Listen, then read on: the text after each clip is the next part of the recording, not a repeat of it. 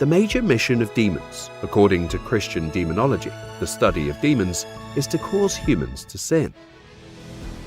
The more we sin, the further we are from God, because it is impossible to attack something in the presence of the Lord. The devils want us to be separated from God's presence so that they might attack with ease. Evil spirits work against God, but the Bible also tells us that in His sovereignty, God can choose to use evil spirits to carry out His plans and purposes, demonstrating that He is the supreme ruler of the universe.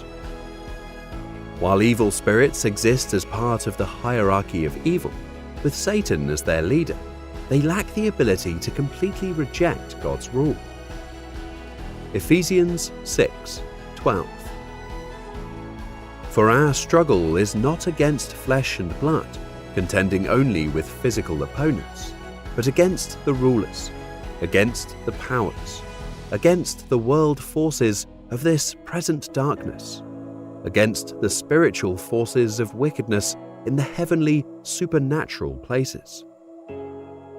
God does not create evil, but He can allow evil powers under His control to bring about certain outcomes in accordance with His plan.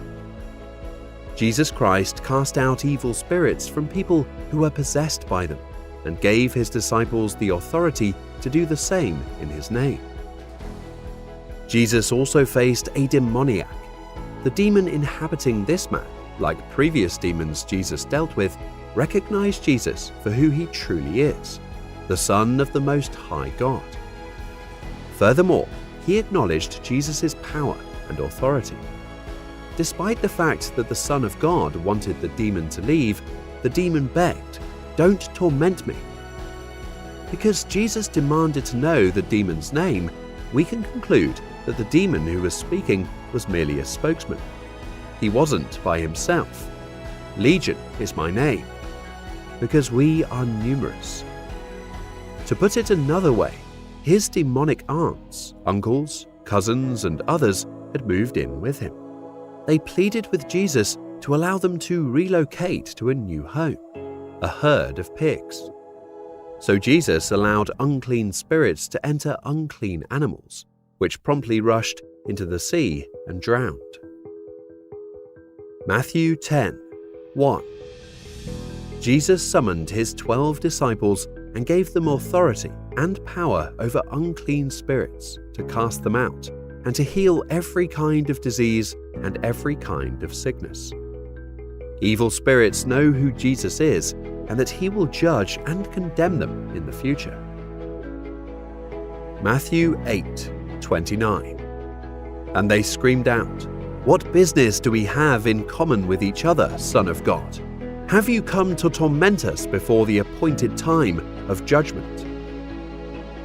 Many people will be duped by evil spirits and the false teachings they inspire in the end times. 1 Timothy 4:1.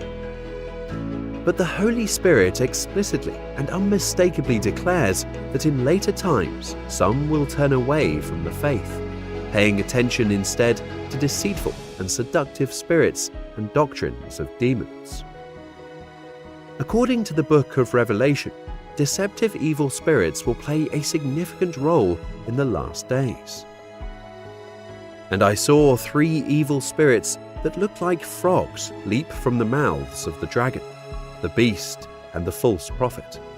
They are demonic spirits who work miracles and go out to all the rulers of the world to gather them for battle against the Lord on that great judgment day of God the Almighty.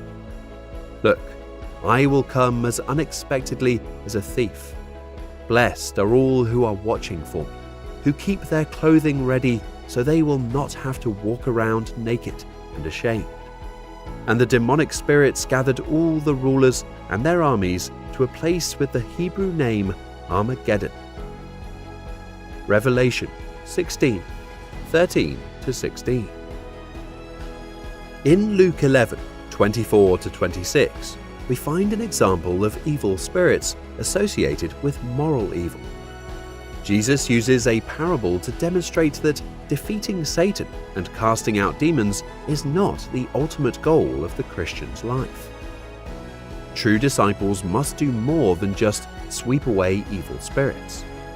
To keep evil from setting up camp in our spiritual homes, we must fill our lives with the good things of God and His kingdom. Evil spirits should never be regarded in a neutral manner. They are members of Satan's dark forces, and they are enemies of God and His people. Corruption, malice, and depravity are promoted by evil spirits in the world and in humans. They are diametrically opposed to God's holiness, goodness, righteousness, light, and love. Evil spirits, as the antithesis of the Holy Spirit, represent the polar opposite of God's character, nature, and will.